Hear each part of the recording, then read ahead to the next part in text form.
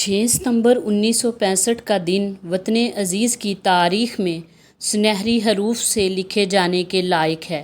جس دن پاکستان کے ازلی دشمن بھارت نے ہماری سرزمین پر اچانک جارحانہ اور وحشیانہ حملہ کر کے پوری قوم کو خواب غفلت سے جگا دیا، یوں پوری قوم پاک فوج کے شانہ بشانہ اٹھ کھڑی ہوئی اور دشمن کے ناپاک عزائم کو خاک میں ملانے کے لیے سیسہ پلائی دیوار ثابت ہوئی۔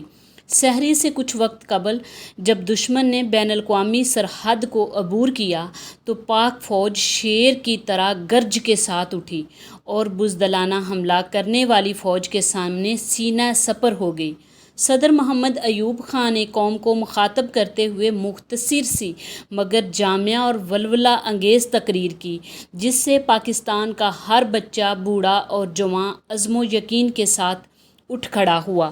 ہر قوم کی زندگی میں کبھی نہ کبھی آزمائش کی گھڑی ضرور آتی ہے، جب ملک کی حفاظت، سلامتی و بقا کے لیے ذاتی مفاد اور جان و مال بھی بالکل ہیچ ہو جاتے ہیں۔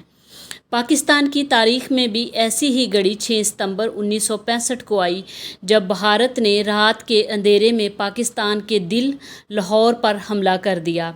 اور پھر جس کے جواب میں پاکستانی فوج نے اپنی مقدس سرزمین کی حفاظت کے لیے سر دڑ کی بازی لگا دی۔ پاکستانی فوج نے جرأت اور بہادری کی وہ تاریخ رقم کی جو رہتی دنیا تک تابندہ درخشاں رہے گی۔